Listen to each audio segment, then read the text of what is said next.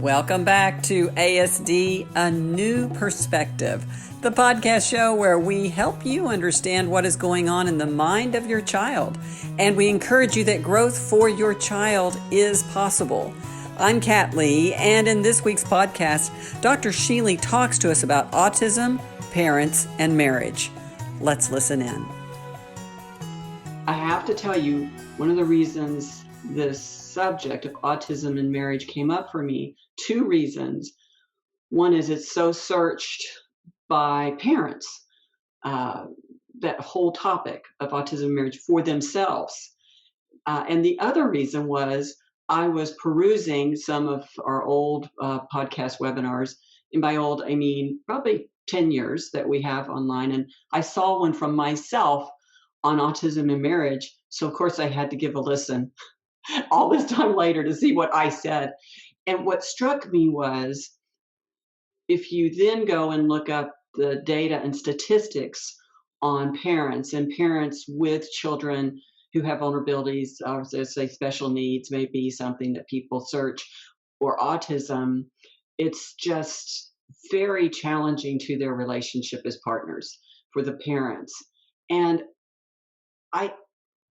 autism particularly, and you've always said so beautifully, autism is confusing to all of us, to you who've been in this field for so long.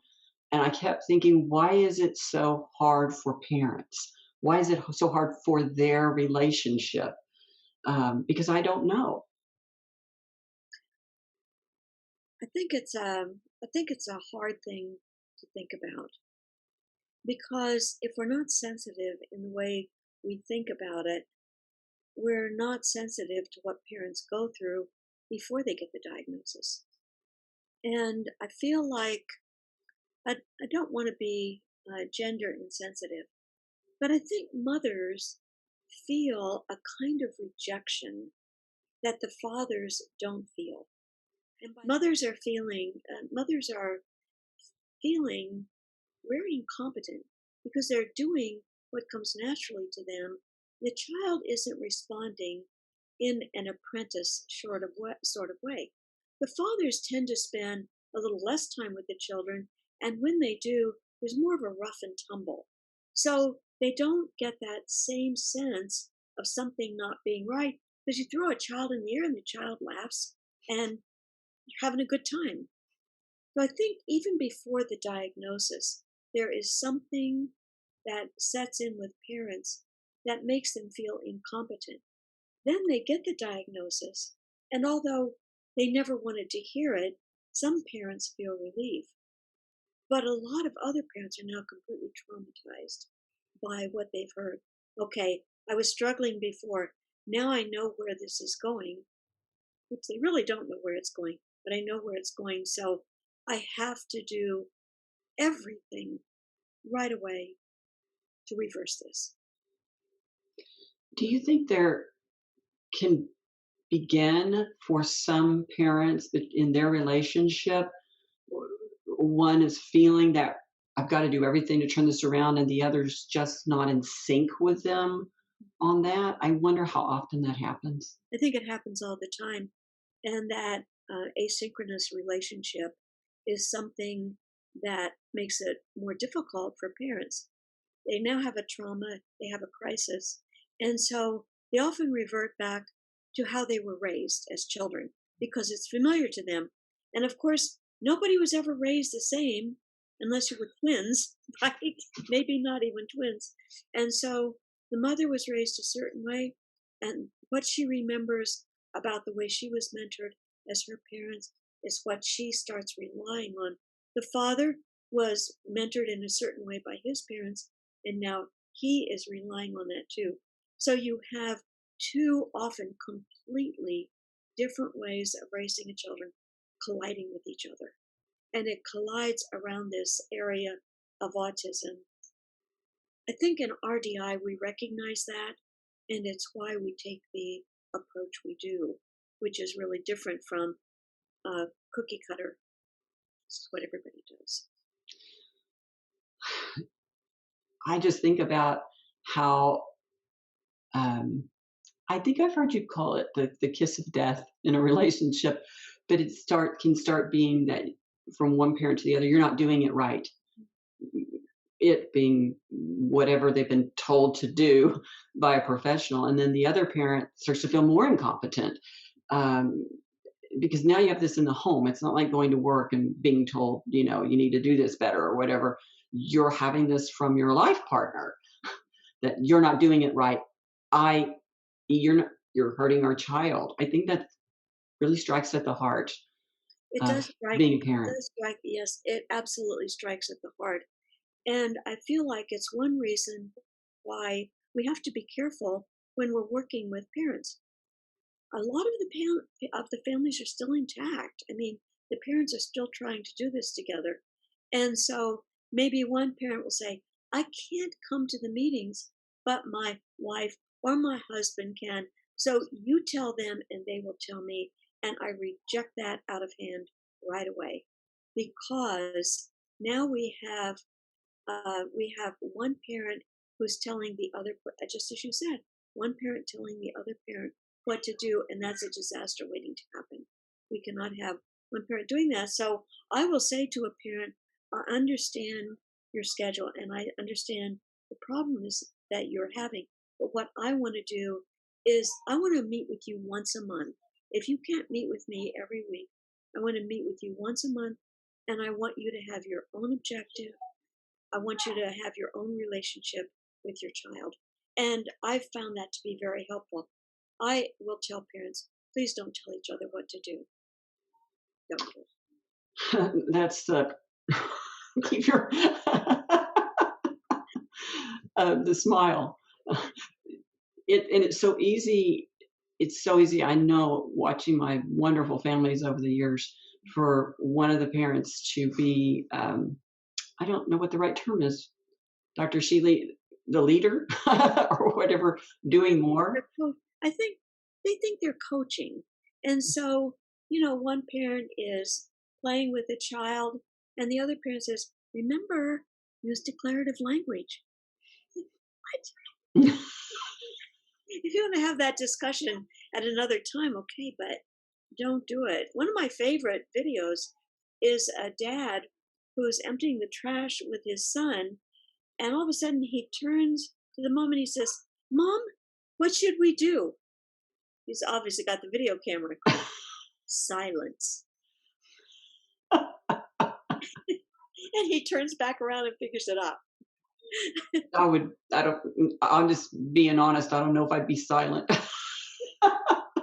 It was a direct question. What should I do? It's like silence. Oh my gosh. One of the things that I have seen is that rift you talk about, it starts to become a gap.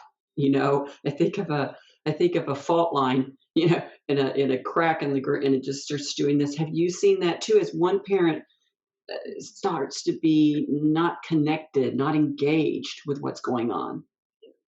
I absolutely have seen that. I like to refer to it as a wedge with glue.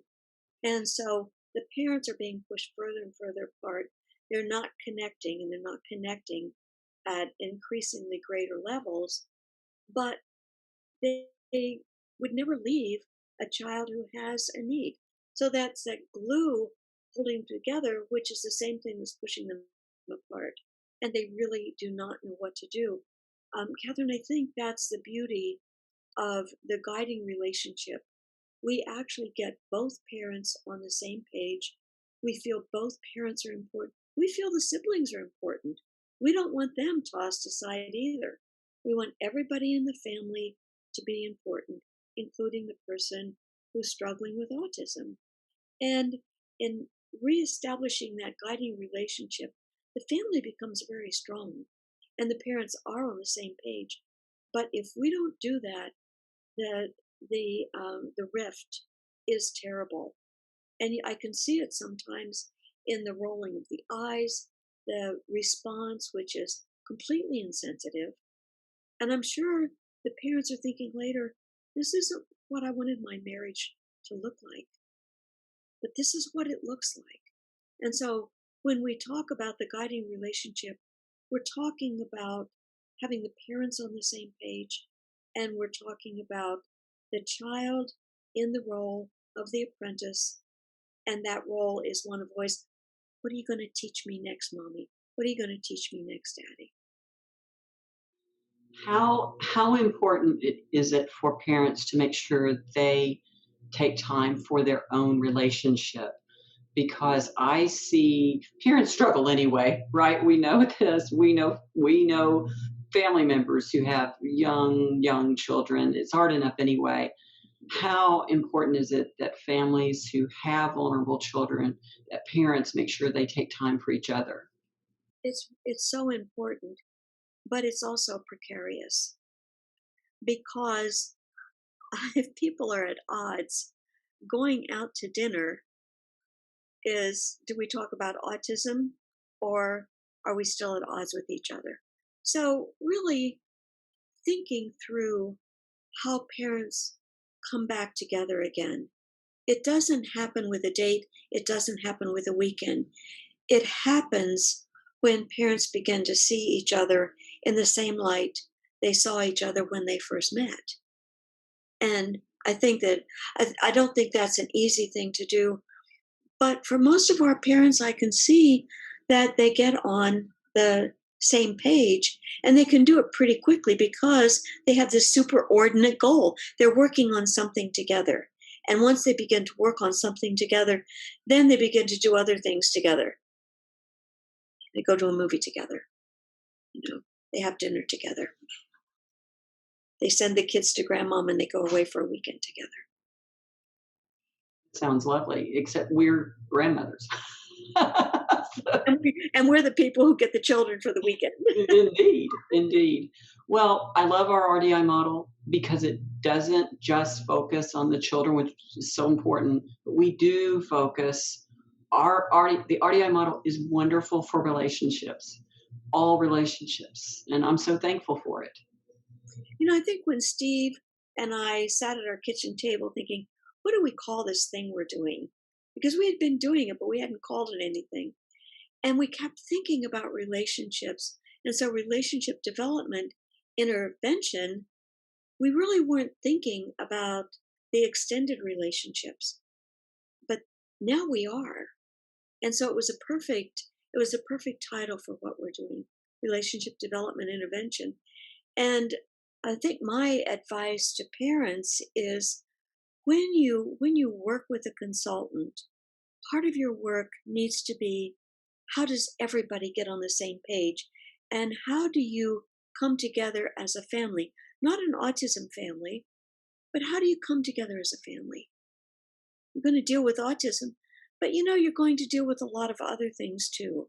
And it's just one facet of what you're going to be doing as parents to make sure you're on the same page, first of all, with each other. Thanks for joining us for this special edition of ASD, A New Perspective, the podcast show where we help you understand what is going on in the mind of your child. And we do encourage you that growth for your child is possible. I'm Kat Lee. See you next time.